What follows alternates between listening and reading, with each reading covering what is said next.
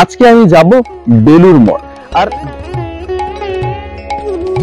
ভেবে দেখ মন কেউ কারুন মিছে ভ্রম ভূমণ্ডলে, ভেবে দেখ মন কেউ কারুন মিছে ভ্রম ভূমণ্ডলে। ভুলো না দক্ষিণা কালী বদ্ধ হয়ে মায়া জালে, ভুলো না দক্ষিণা কালী বদ্ধ হয়ে মায়া জালে। সুপ্রভাত বন্ধুরা, তুষার টক্সের নতুন একটা ব্লগে তোমাদের সবাইকে স্বাগতম। তোমরা দেখেই বুঝতে পারছো আমি কোথায় রয়েছি। আমি রয়েছি দক্ষিণেশ্বরে, কিন্তু আমার আজকের ব্লগের ডেস্টিনেশন কিন্তু দক্ষিণেশ্বর নয়। আসলে দক্ষিণেশ্বরের ওপর দিয়ে যাচ্ছি, তাই ভাবলাম মা ভবতারিণীকে একবার স্মরণ করে প্রণাম করে এগিয়ে যাই সামনের দিকে। আজকে আমি যাব বেলুর মঠ, আর দেখাবো বেলুর মঠের নিয়ম কানুন কি রকম, কখন আসবে, কখন প্রসাদ গ্রহণ করবে। অ্যাকচুয়ালি এই আজকের ব্লগের মেন উদ্দেশ্য হচ্ছে যে বেলুর মঠে ভোগ প্রসাদ গ্রহণ করার নিয়ম কি, অর্থাৎ প্রসিডিওর কি। মা ভবতারিণীকে স্মরণ না করে কোনো কাজ করতে মন চায় না বন্ধু। চলো মা ভবতারিণীকে স্মরণ করে প্রণাম করে আমরা এবার এগিয়ে যাব বেলুর মঠের উদ্দেশ্যে। আর আমি চাইলে আমার গাড়ি নিয়ে সোজা বেলুর মঠ যেতেই পারতাম, কিন্তু না, সেটা করিনি। কারণ আমি গঙ্গার ওপর লঞ্চে করে যাব, আর নতুন ফেরিঘাট হচ্ছে সেটা দেখাবো, কিরকম ফেরিঘাটের ভাড়া, মানে পারাপারের ভাড়া কি। জানুয়ারির 21 তারিখ প্রচন্ড ঠান্ডা, আর সেই ঠান্ডার আমেজ গায়ে মাখতে মাখতে গঙ্গা পার হয়ে আমাদের ডেস্টিনেশন বেলুর মঠ।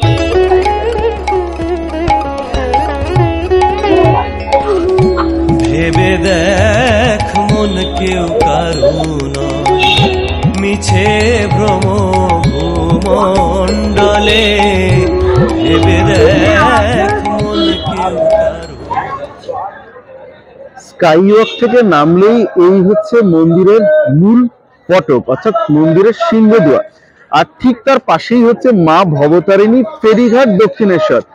এখান থেকে এগিয়ে গেলেই কিন্তু পাওয়া যাবে হচ্ছে বেলুর মঠ যাওয়ার ফেরি সার্ভিস। এই হচ্ছে ফেরি সার্ভিসের টিকিট কাউন্টার। এখানে লেখা রয়েছে দক্ষিণেশ্বর টু বেলুর মঠ ফেরি সার্ভিস।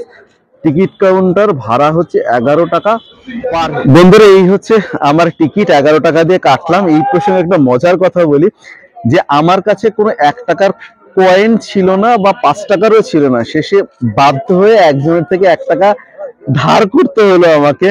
আমি তাকে চিনি না, কিন্তু সে খুব স্বেচ্ছায় দিয়ে দিল আমাকে টাকাটা। তাকে অনেক অনেক ধন্যবাদ। বন্ধুরা, এখানে কিছু নিয়ম রয়েছে, দেখো লেখা রয়েছে প্রতিদিন সকাল 8টা থেকে রাত 8টা পর্যন্ত প্রতি আধ ঘন্টা অন্তর দক্ষিণেশ্বর থেকে বেলুরের লঞ্চ চলাচল করে। আর এই লঞ্চে কিন্তু কোনো রকম সাইকেল বাইক তোলা যাবে না। টিকিটের মেয়াদ 1 ঘন্টা পর্যন্ত। আচ্ছা, এখানে ভালো কথা, এখানে কোনো রিটার্ন টিকিটের ব্যবস্থা থাকে না। আর 3 বছরের উপর যেসব শিশুরা, তাদের পুরো ভাড়া লাগবে। এবার সামনের দিকে এগোই। এই হচ্ছে দক্ষিণেশ্বর জেটি। এ বাবা, জেটিটা কি বন্ধ করে দিল? যা বাবা, একটুর জন্য ঢুকতে পারলাম না। আচ্ছা, গিয়ে দেখি কি হয়। এখানে কি অদ্ভুত নিয়ম, মানে টিকিটটার কিউআর কোডটাকে স্ক্যান করে ঢুকতে হচ্ছে এখান থেকে। আমি একবার দেখিয়ে দিচ্ছি। এই হচ্ছে মেশিন, কোনো টোকেন নেই, বাট এইখানে যে কিউআর কোডটা রয়েছে সেটাকে স্ক্যান করতে হচ্ছে। একটু আগে মনে হয় লঞ্চ বেরিয়ে গেছে, আমরা তো ফেসে গেলাম একেবারে। আরে বাস, দেখো এই হচ্ছে বালি ব্রিজ আর উত্তাল গঙ্গা।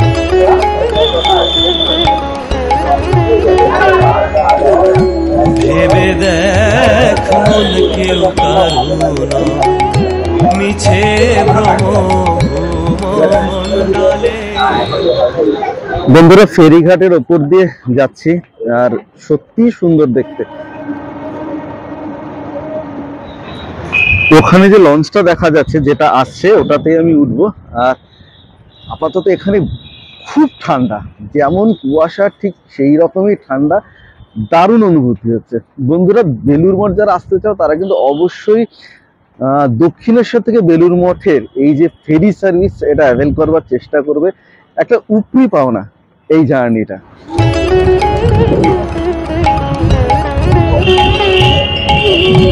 ভেবে দেখ মন কেউ কারু মিছে ভ্রম মণ্ডলে, ভেবে দেখ মন কেউ কারু। দূরে দক্ষিণেশ্বর মন্দির, আর এ দেখো মানুষ বেরোচ্ছে আর মানুষ লঞ্চের ভেতর কি করে উঠছে। দেখতে দেখতে লঞ্চটা কিন্তু পুরো ভরে যাবে। আর আমার আপাতত বসবার কোনো চিন্তা ভাবনা নেই, আমি একটুখানি এই রেলিং এর কাছে দাঁড়াবো, দাঁড়িয়ে গঙ্গা দেখতে দেখতে পৌঁছে যাবো হচ্ছে বেলুড় মঠ।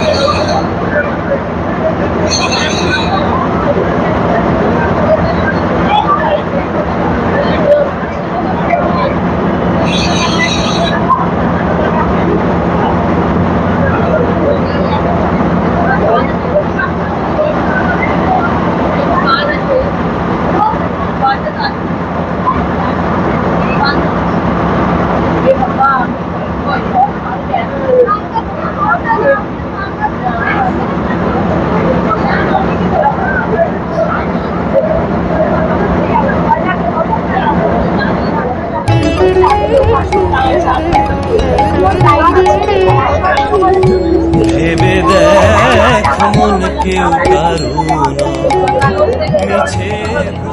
বন্ধুরা, গঙ্গা বক্ষে অর্থাৎ লঞ্চের ওপর থেকে তোমরা দেখতে পাচ্ছ বেলুড় মঠ। এটা একটা অসাধারণ অনুভূতি আর অপূর্ব দৃশ্য। লঞ্চের থেকে বেলুড় মঠ দেখতে পাচ্ছি আমরা।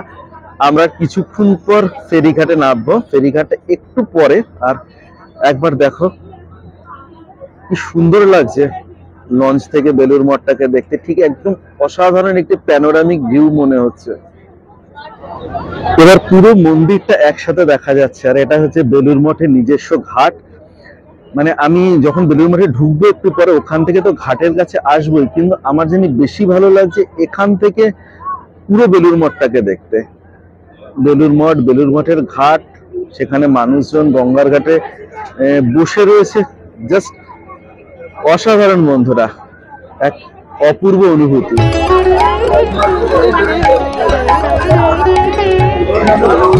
ভেবে দেখ মন কেউ কারু মিছে ভ্রম মণ্ডলে, ভেবে দেখ মন কেউ কারু মিছে ভ্রম মণ্ডলে। অবশেষে বেলুড় মঠ ফেরিঘাট এসে পৌঁছালাম বেলুড় মঠে। এবার এগোচ্ছি সামনের দিকে। এখন ঘড়িতে 11টা বাজে।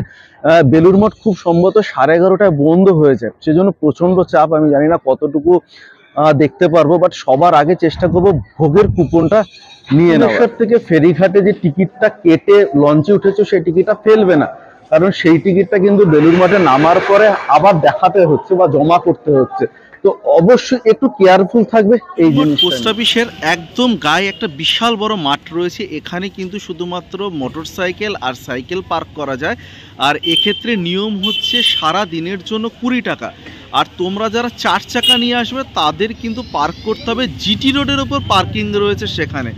অর্থাৎ দু ধরনের গাড়ির কিন্তু পার্কিংয়ের জায়গা সম্পূর্ণ আলাদা। 4 চাকা হলে জিটি রোডের ওপর, আর যদি 2 চাকা হয় তাহলে বেলুড় মঠ পোস্ট অফিসের লাগোয়া মাঠে। ঘাট থেকে নেমে আসবার পরই কিন্তু রাস্তা রয়েছে, দেখো লেখা রয়েছে বেলুড় মঠের প্রবেশ পথ, এবং অসংখ্য মানুষ এদিকে এগিয়ে যাচ্ছে। আর আমি যেটা শুনলাম বেলুড় মঠ সত্যি 11:30টায় বন্ধ, অতএব খুব চাপ। আমি এর মাঝেই তোমাদের পার্কিংটা দেখিয়ে দিয়েছি, মানে পার্কিং এ কত টাকা লাগে। যারা গাড়ি নিয়ে আসবে বাই রোড তারা অবশ্যই পার্ক করে চলে আসবে বেলুড় মঠে। যেহেতু আমি লঞ্চে এসেছি, সত্যি আজকে অনেক দেরি হয়ে গেল আমার এসে পৌঁছতে। এই হচ্ছে বেলুড় মঠের entrance. Entrance in the sense হচ্ছে যারা ফেরিতে আসছে তাদের এন্ট্রান্স হচ্ছে এই দিকে।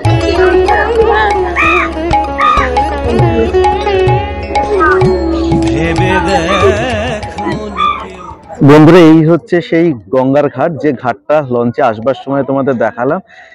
এক ঝলকে বেলুড় মঠটা তোমাদের দেখাই। এটা হচ্ছে মা সারদা দেবীর মন্দির, আর এখানে লেখা রয়েছে হচ্ছে শ্রী রামকৃষ্ণ দেবের লীলা সঙ্গিনী শ্রীমা সারদা দেবীর এই মন্দিরটি 1921 খ্রিস্টাব্দের 21শে ডিসেম্বর উৎসর্গীকৃত হয়। যে স্থানটিতে তার পুত দেহ অগ্নিতে সমর্পণ করা হয়, সেই পুণ্য স্থানটির ওপর এই মন্দিরটি প্রতিষ্ঠিত। ভিড় অপেক্ষাকৃত আজকে অনেকটাই কম বন্ধুরা, কারণ বেলুড় মঠে কিন্তু প্রচুর ভিড় থাকে। আজকে যেহেতু সোমবার, সপ্তাহের প্রথম দিন, জেনারেলি শনি, রবি, মঙ্গল বা বছরের বিশেষ দিনগুলোতে কিন্তু বেলুড় মঠে উপচে পড়া ভিড় থাকে। বা কখনো মা শারদার বা রামকৃষ্ণদেব বা বিবেকানন্দের জন্মতিথিগুলোতে কিন্তু বেলুড় মঠে রেকর্ড ভিড় হয়। বন্ধুরা দেখতে পাচ্ছ, এই হচ্ছে মূল মন্দির। অনেক জায়গাতে কিন্তু লেখা রয়েছে যে ছবি তোলা কঠোরভাবে নিষিদ্ধ, কিন্তু সব মানুষই ছবি তুলছেন। মূল মন্দিরের ভেতর ছবি না তুললেই হলো। অসাধারণ এর গঠন শৈলী। বেলুড় মঠ কিন্তু আরো একটি শান্তির জায়গা। আমি আমার আগের ব্লগ অর্থাৎ আদ্যাপীঠ বা দক্ষিণেশ্বরের ক্ষেত্রেও বলেছি যে ওগুলো বড় শান্তির জায়গা, আত্মার বড় শান্তি মেলে আমাদের। বেলুড় মঠও কিন্তু ঠিক সেই রকম একটি শান্তির জায়গা।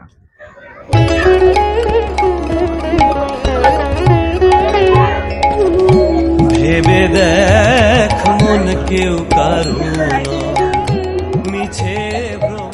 এবার একটি গুরুত্বপূর্ণ ইনফরমেশন দেখে নাও, বেলুড় মঠের দর্শনীয় স্থান কি কি রয়েছে। 1 নম্বর শ্রী রামকৃষ্ণ মন্দির, 2 নম্বর শ্রী রামকৃষ্ণ মন্দির পুরনো, 3 নম্বর স্বামী বিবেকানন্দ আবাস কক্ষ অর্থাৎ স্বামী বিবেকানন্দ যেখানে থাকতেন, 4 নম্বর স্বামী বিবেকানন্দের আম গাছ, 5 নম্বর স্বামী ব্রহ্মানন্দ মন্দির, 6 নম্বর গঙ্গার তীর, 7 নম্বর শ্রীমা সারদা দেবীর মন্দির, 8 নম্বর স্বামী বিবেকানন্দের মন্দির, 9 নম্বর সমাধিপীঠ, 10 নম্বর রামকৃষ্ণ সংগ্রহালয়, আর লাস্ট হচ্ছে পুরনো মঠ ফেরিঘাটের কাছে।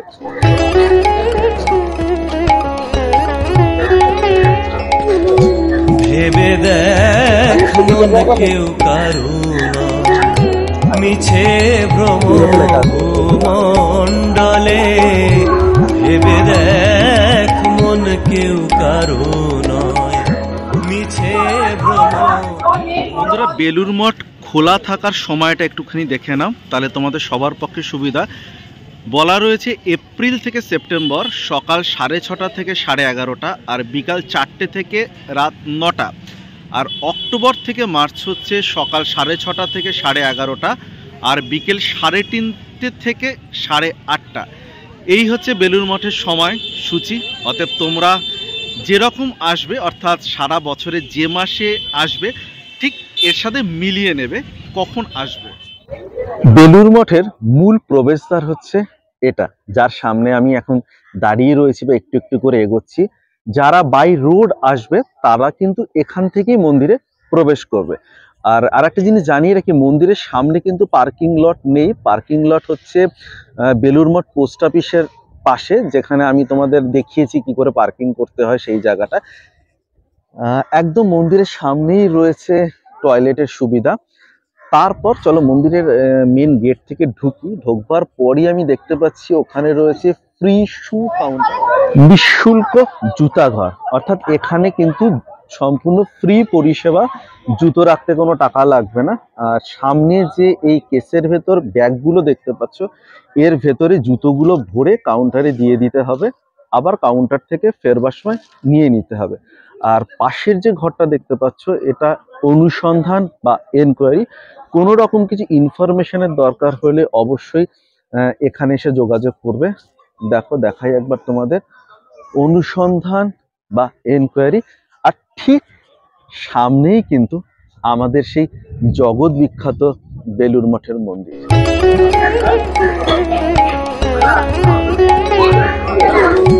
ভেবে দেখ মন কেউ কারো মিছে ভ্রম। মন্দিরের ঠিক পাশেই রয়েছে মঠ অফিস। এখানে কিন্তু সমস্ত কিছু খুব সুন্দর করে অ্যারো করে দেওয়া রয়েছে। মঠ অফিস হচ্ছে এখান থেকে বাদিকে, আর ভোগের কুপন দেওয়া হবে মঠ অফিস থেকেই। আগে গিয়ে ভোগের কুপনটা সংগ্রহ করি।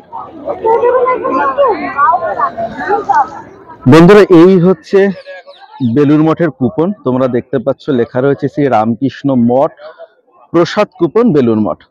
আর একটা ছোট্ট প্যাকেট দিয়েছে, এর ভেতর প্রসাদ রয়েছে, বাতাসা রয়েছে। এটা আমি একটা খাবো, বাকিটা বাড়ি নিয়ে যাব। বন্ধুরা, অলরেডি কিন্তু সিকিউরিটি বাঁশি বাজানো শুরু করে দিয়েছে, থাকতে দেবে না কাউকে। 11:30 যেহেতু মন্দির বন্ধ, অতএব এখন পুরো মন্দির চত্বর ফাঁকা হয়ে যাবে। আমিও এগোবো আস্তে আস্তে ভোগ করে।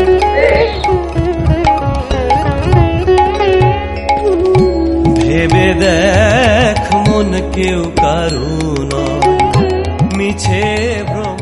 বেলুর মঠের সিকিউরিটিটা অলরেডি কিন্তু বাঁশি বাজানো শুরু করে দিয়েছে গঙ্গার ঘাট থেকে, কারণ 11:30টায় মন্দির বন্ধ। আবার সে খুলবে 3টে 3:30-র সময়। আমি তোমাদের টাইমিংটা সঠিক জানিয়ে দেবো। ভোগের কুপনটা নেওয়া হয়ে গেছে, আপাতত নিশ্চিন্ত। এখন কিন্তু পুরো মন্দির চত্বর ফাঁকা করে দেওয়া হবে, সবাইকে বের করে দেওয়া হবে। আর যারা ভোগ খাবে তাদেরকে ভোগ ঘরের ওখানে পাঠিয়ে দেওয়া হবে। ভোগ খেয়ে কিন্তু মন্দির চত্বরে আর আসা যাবে না। আবার বিকেল 3টে বা 3:30-র সময় অলরেডি সিকিউরিটি আমাদের দিকেও আসা শুরু করছে, আমার দিকে আসা শুরু করছে, আরো যারা মানুষজন রয়েছে আমার মতো তাদের দিকে আসছে। কিছুক্ষণের মধ্যেই মন্দির বন্ধ। এবার চলো আমরা আস্তে আস্তে ভোগের ঘরের দিকে যাই। এটাই হচ্ছে বেলুর মঠের বৈশিষ্ট্য। দেখতে পাচ্ছ এই দাদা ঘন্টা বাজাতে বাজাতে যাচ্ছে, অর্থাৎ এই ঘন্টার ধ্বনি হচ্ছে অ্যালার্ম এক ধরনের। প্রত্যেককে বেলুর মঠের চত্বর থেকে বেরিয়ে যেতে হবে, ফাঁকা করে দিতে হবে। ঠিক বিকাল বেলাও কিন্তু এই রকম ঘন্টা বাজিয়ে মন্দির চত্বর ফাঁকা করে দেওয়া।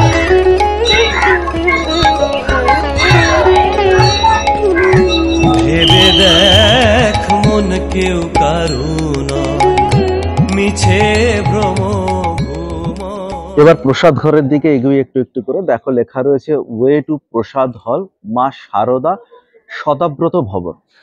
বন্ধুরা, আর একটা জিনিস জানিয়ে রাখি, কুপনটা আরেকবার দেখো। আমার হাতে কুপন রয়েছে, আমি এগোচ্ছি ভোগ ঘরের দিকে। বেলুর মঠে কিন্তু নির্দিষ্ট কোনো কুপন মূল্য নেই, অর্থাৎ যার যেরকম সামর্থ্য সে ঠিক সেই রকমই দান করবে মন্দিরে।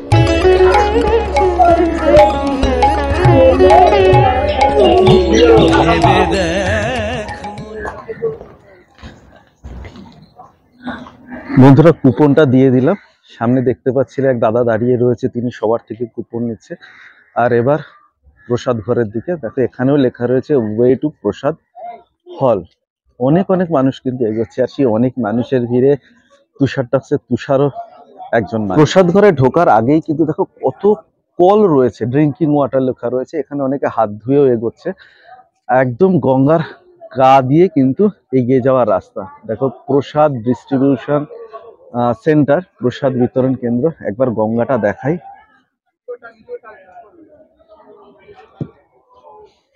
এই যে সুন্দর রাস্তাটা, এই রাস্তাটা চলে গেছে হচ্ছে প্রসাদ ঘরের দিকে। এবং তোমাদের আগেও বলেছি যে প্রসাদ নেওয়ার পরে কিন্তু বেলুর মঠের মূল মন্দির চত্বরে প্রবেশের আর কোনো রাস্তা নেই। এটাকে বেরোতে হবে একদম অন্য দিক থেকে। অতএব একদম অন্য দিক থেকে বেরিয়ে আমাকে দেন ফেরিঘাটে যেতে হবে। একদম অন্যরকম। কিন্তু বন্ধুরা, যে কোনো একটা ছুটির দিন অ্যাভয়েড করতেই পারো, অন্য যে কোনো দিনে কিন্তু বেলুর মঠে এসে প্রসাদ গ্রহণ করবে। আমি আমাদের আগের ব্লগে আমাদের অবশ্যই উল্লেখ করলাম, কারণ তুষার টক চ্যানেলটা আমার একার নয়, তোমার একার নয়, আমাদের সবার হচ্ছে তুষার টক চ্যানেল। আমি আমার আগের ব্লগে দক্ষিণেশ্বরে ভোগ প্রসাদ বিতরণ দেখিয়েছি, তারপরেরটাতে দেখিয়েছি হচ্ছে আদ্যাপীঠ, আর আজকে শুধুমাত্র বেলুর মঠ। দেখো আবার মেনশন করা রয়েছে প্রসাদ ডিস্ট্রিবিউশন সেন্টার, প্রসাদ বিতরণ। কত বড় ভবন এখানে, আর এখানে একটা আন্ডার কনস্ট্রাকশন হচ্ছে বিশাল বড় করে। বন্ধুরা, এখানে যারা রয়েছে তারা কিন্তু সবাই ভোগ ঘরের দিকে এগোচ্ছে। আমিও এগোই। দেখা সুন্দর একটা জায়গাও করা রয়েছে, বেশ সুন্দর ছোট্ট ছোট্ট আর্টিফিশিয়াল ডিজাইন করা হাতি রয়েছে। মানুষজন এগোচ্ছে, আমিও এগোই ভোগ প্রসাদের জন্য। মা শারদা সদাব্রত ভবন, রামকৃষ্ণ মঠ, বেলুড় মঠ। টোটাল বিল্ডিংটা কিন্তু নতুন করে তৈরি হচ্ছে, মানে ওপাশে বিল্ডিংটা এপাশের অনেক বড় করে, অনেক বড় স্প্যানে তৈরি হচ্ছে এই ভোগ ঘর। একদম ভবনের সামনে চলে এসেছি।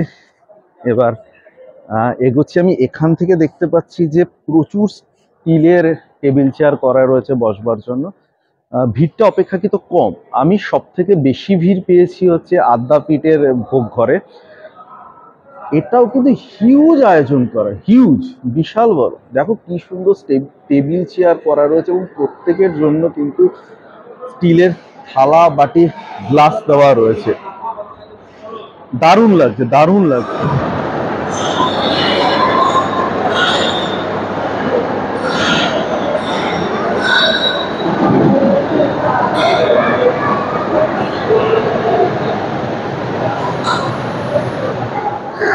বেলুড় মঠের নতুন এই ভোগ ভবনের কনস্ট্রাকশন দেখো বন্ধুরা। আর একটা এক্সক্লুসিভ জিনিস তোমাদের জানিয়ে রাখি, সেটা হচ্ছে বেলুড় মঠের এই ভোগ ঘরে অ্যাট এ টাইম একসাথে 10,000 মানুষ খেতে পারে। ফার্স্ট ফ্লোর আর সেকেন্ড ফ্লোর মিলিয়ে এটা কিন্তু এই মাত্র আমার কাছে খবরটা হলো, এটা হচ্ছে কিন্তু সম্ভব বাংলার সব থেকে বড় ভোগ ঘর কিন্তু বেলুড় মঠে। একসাথে 10,000 মানুষ বসতে পারে এই ভোগ ঘর।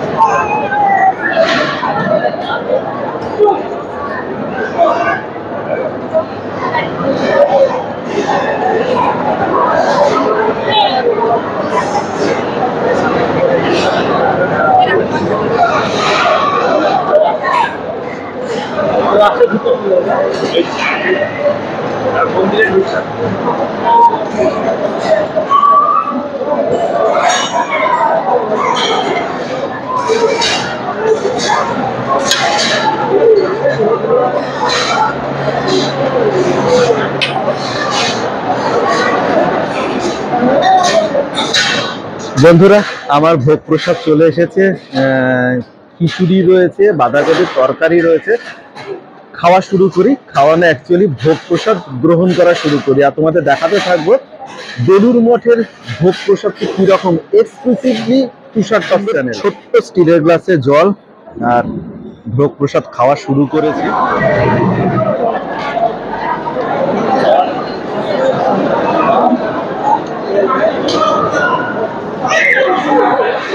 গরম গরম খিচুড়ি আর তরকারি, প্রসাদ না এক কথায় অমৃত। বন্ধুরা শেষ পাতে চাটনি আমারটা দিয়ে গেছে, কিন্তু আমার এখনো খিচুড়ি শেষ হয়নি। বন্ধুরা দেখো জলও আসছে কি সুন্দরভাবে, কি সুন্দরভাবে দুই ভাই এইভাবে জল দিয়ে যাচ্ছে। বন্ধুরা চাটনি ছিল, চাটনির পর যে জিনিসটা রয়েছে সেটা হচ্ছে পরমান্ন অর্থাৎ প্রসাদ গ্রহণ করা হয়েছে। হয়ে বাইরে বেরিয়ে এসেছি। এবার আস্তে আস্তে বাড়ির দিকে এগোবো, আবার ফেরিঘাট। বন্ধুরা আর একটা জিনিস জানিয়ে রাখি, দক্ষিণেশ্বর আদ্যাপীঠে তুমি যদি পার্সেল নিতে চাও তাহলে তোমাকে আলাদা করে কুপন কাটতে হয়। আর আমি এখানে খোঁজ নিয়ে দেখলাম, এরা বললো সেই অর্থে পার্সেলের কোনো ব্যবস্থা নেই, কিন্তু বাড়ি থেকে যদি কেউ টিফিন বক্স নিয়ে আসে তাহলে তারা কিন্তু ওখানে প্রসাদ হিসাবে দিয়ে দিতেই পারে। এখানেই হচ্ছে বেলুড় মঠের বৈশিষ্ট্য বা আভিজাত্য। বন্ধুরা ব্লগটা এখানে শেষ করে দিই। আমার কথা, তোমাদের কথা, এই নিয়ে আমাদের কথা, আর এই সব কিছু যখন মিলে যায় ঠিক তখনই বেলুড় মঠেই তৈরি হয় তুষার টকস।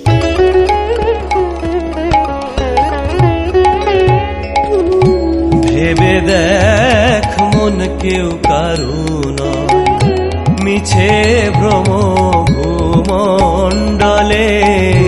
ভেবে দেখ মন কেউ কারো নয়।